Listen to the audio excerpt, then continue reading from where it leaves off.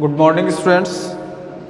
बेटा हम लोग chapter 10 reaching the age of adolescence की स्टडी कर रहे थे, जिसमें आज का अपना टॉपिक है रिप्रोडक्टिव फेज इन ह्यूमन।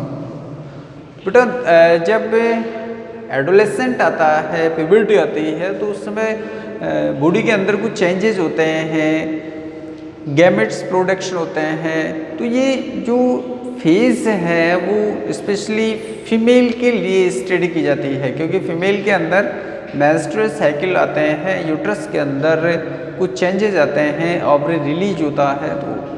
तो इसी टॉपिक को हम डिस्कस करेंगे।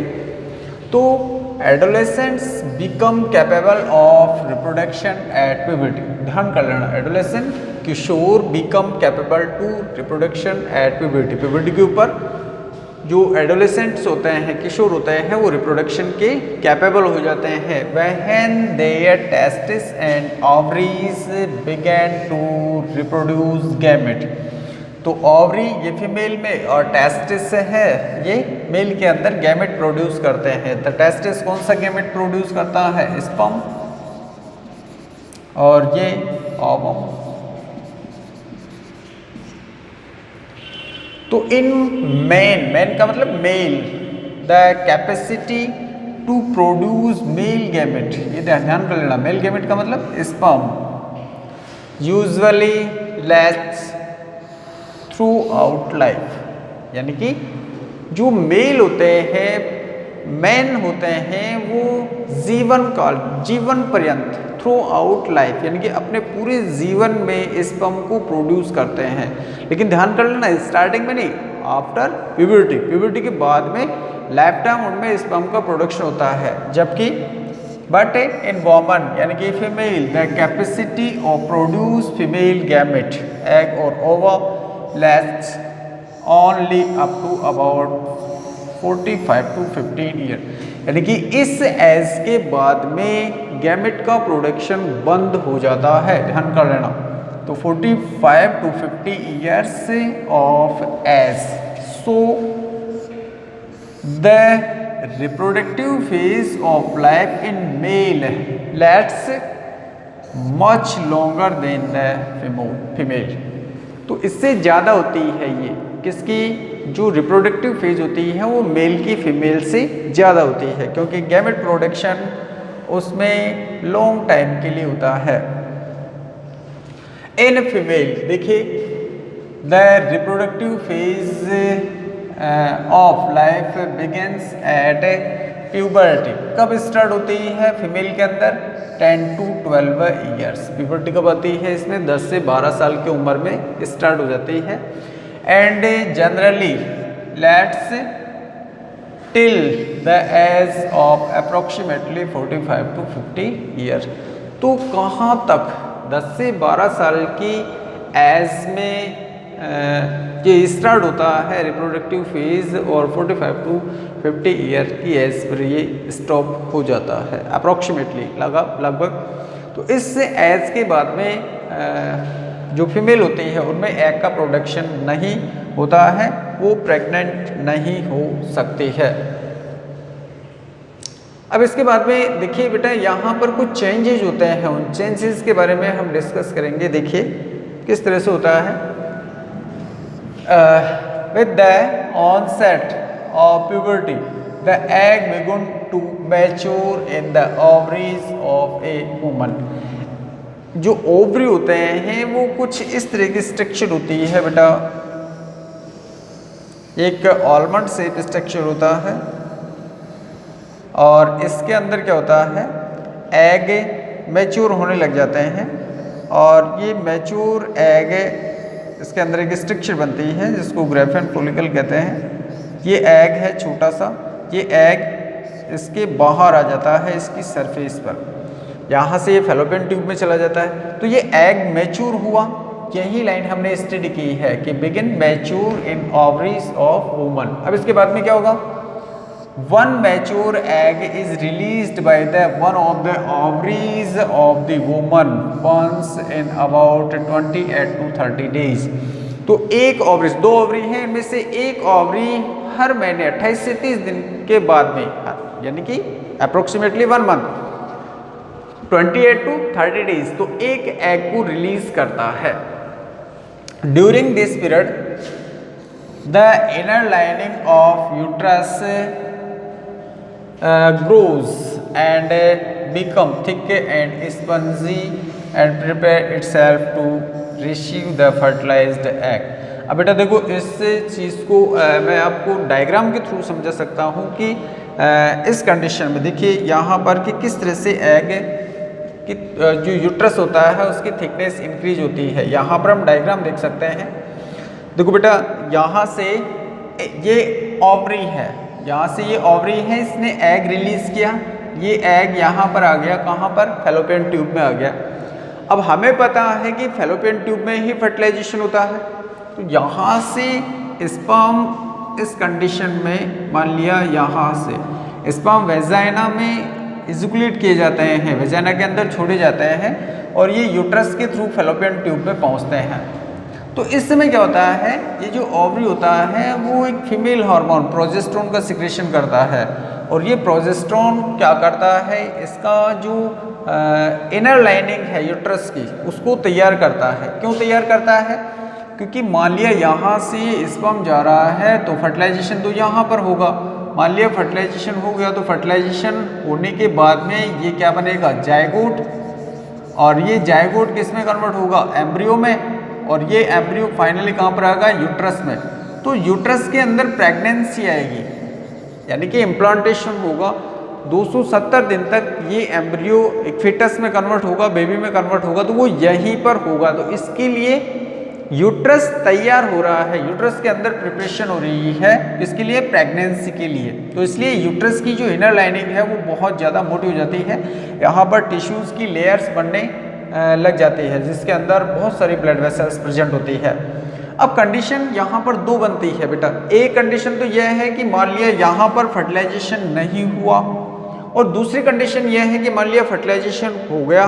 तो अगर फर्टिलाइजेशन नहीं हुआ है, मान लिया सोचो कि यहाँ पर फर्टिलाइजेशन नहीं हुआ है, स्पर्म यहाँ तक पहुँचा ही नहीं, तो उस कंडीशन में ये क्या होगा, ये इनएक्टिव हो जाएगा।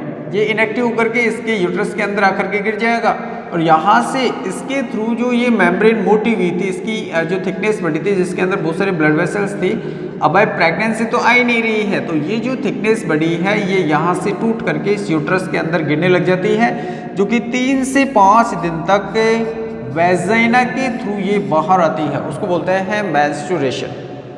मेंस्ट्रुएशन तो यहाँ पर हम इसको इस डायग्राम में देख सकते हैं। देखिए यहाँ पर फर्टिलाइजेशन नहीं हुआ है तो उस कंडीशन में ये टिश्यूज़ की लेयर यहाँ से टूट करके वेजाइना के थ्रू बाहर आ रही है। तो इसी को हम थ्योरी से स्टडी करते हैं।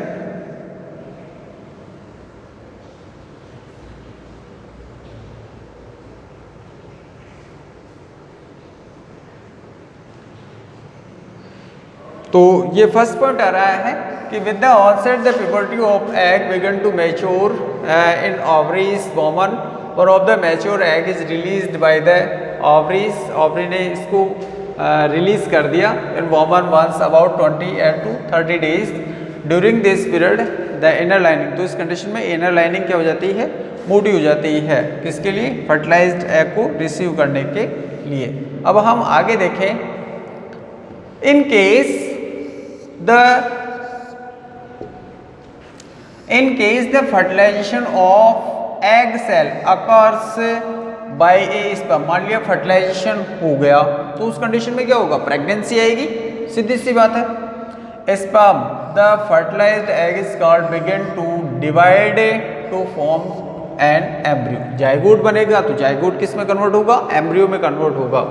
The embryo then gets appended in the thick uterus lining.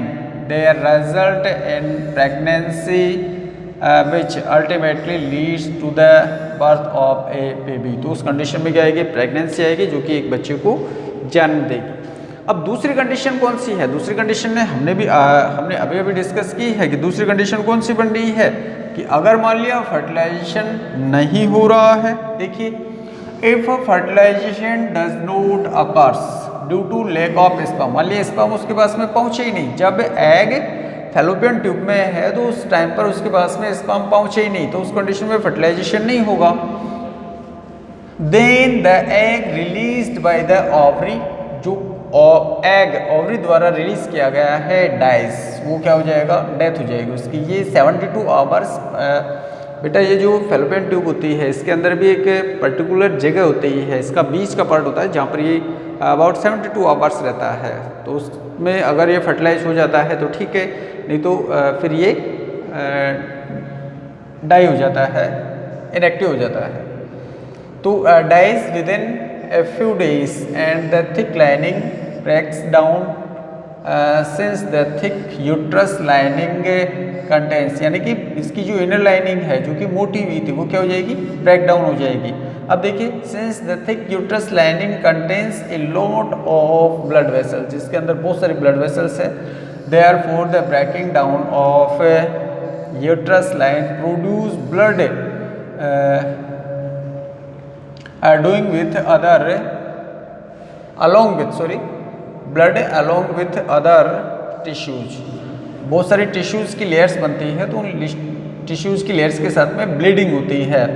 तो this blood and other tissues come out of vagina of woman in the form of bleeding. तो ब्लीडिंग के फॉर्म में ये जो टिश्यूज हैं वो ब्लड के साथ में बाहर आते हैं, जिसको हम ब्लीडिंग या उसको हम मेंस्ट्रुएशन कहते हैं। ये 3 से 5 दिन तक होता है, 3 to 5 डेज का इसका टाइम पीरियड होता है, उसके बाद में स्टॉप हो जाता है। तो the bleeding from the uterus which occurs in a woman mature girl, woman या mature girl every month if egg cell has not been fertilised is called menstrual flow, या हम इसको बोल सकते हैं मेंस्ट्रुएशन। प्रोनाउंसिएशन सही करना। Menstruation occurs once in about 28 to 30 days, यानी कि ये 28 से 30 दिन में रिपीट होता है।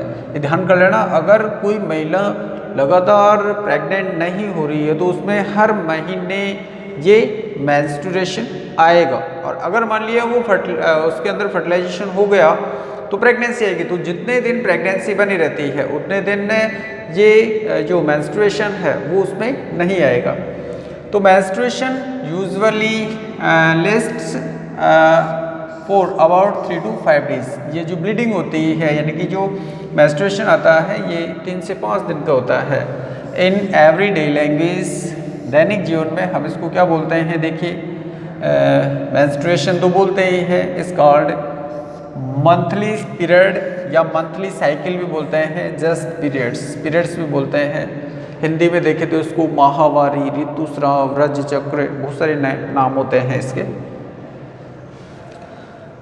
द फर्स्ट, ये भी क्वेश्चंस पूछे जाते हैं, the first occurrence of menstruation at puberty is called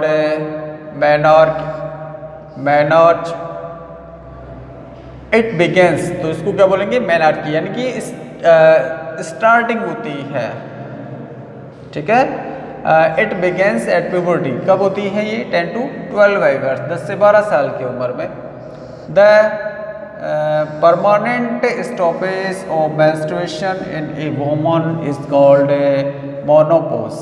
तो मोनोपोज क्या है, ये इसके अंदर मेंस्ट्रुएशन बंद हो जाएगा, एग का प्रोडक्शन बंद हो जाएगा, इसके बाद में ये महिला प्रेग्नेंट नहीं हो सकती है, मां नहीं बन सकती है। डायग्राम में हमने बता दिया कि देखिए, एक बार फिर से देख लेते हैं। इस कंडीशन में इसके हार्मोन्स के स्टिमुलेशन से यूट्रस की जो मेम्ब्रेन है उसकी थिकनेस बढ़ी है।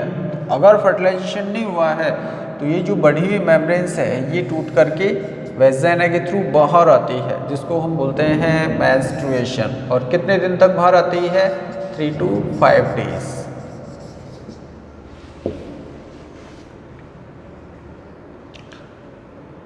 सो एक पॉइंट रह गया इसका। So the reproductive life of a woman start as menarche and at menopause. तो ये तो एज हो गई 10 to 12, और ये कौन सी हो गई 45 to 50 ईयर्स। मेंस्ट्रुअल साइकिल, इसके अलावा देखिए हमने सब कुछ पढ़ लिया है। इसके अलावा अगर आपसे डायरेक्टली क्वेश्चन पूछता है right A short note about menstrual cycle, तो आपको यहाँ से सेलेक्टेड मैटर हमने निकाल लिया है, चीज़ वही है। देखिए the process of ovulation, ovulation का मतलब होता है बेटा रिलीजिंग एग फ्रॉम ओवरी, उसी को बोलते हैं ovulation, and menstruation in woman is called menstrual cycle. यानी कि मेंस्ट्रुएशन आ रहा है, ओवुलेशन हो रहा है, तो ये पूरा प्रोसेस एक मेंस्ट्रुअल साइकिल कहलाता है। It occurs again and again after a fix time, ये एक फिक्स टाइम पर रिपीट होता है, रिपीटिंग सिस्टम होता है। और कितने दिन में रिपीट होता है? 28 to 30 days। The menstrual cycle is a period of about 28 to 30 days during which an egg cell mature, egg cell mature हुआ, मैच्योर एग सेल रिलीज हुआ ओवरी से रिलीज हुआ, यूट्रस की थिकनेस बढ़ी। इसके अलावा egg place can finally the uterus lining breaks down, fertilization नहीं हुआ है तो उस कंडीशन में यूट्रस की जो इनर लाइनिंग है वो टूटने लगती है, काजिंग ब्लीडिंग, जिसके कारण क्या होती है? Bleeding in women the egg not fertilize, जब एग फर्टिलाइज नहीं हुआ है।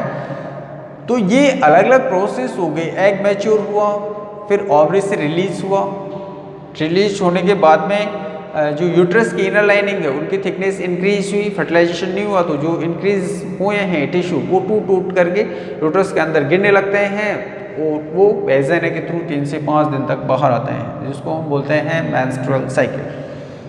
The menstrual cycle in girls में बी इरेगुलर, इनिशियल स्टेज के ऊपर ये इरेगुलर हो सकता है। It may not be 28 to 30 days become, यानी कि इनिशियल स्टेज के ऊपर यहाँ पर आप लगा सकते हैं be irregular at initial stage but it become regular after some time, कुछ दिनों के बाद में ये रेगुलर हो जाता है। 28 से 30 दिन के बाद में ही इसका रिपीटेशन होता है। तो बेटा आज का ये जो अपना वीडियो था इसमें हमने मेंस्ट्रुअल साइकिल, मेंस्ट्रुएशन के बारे में स्टडी की है। थैंक्स।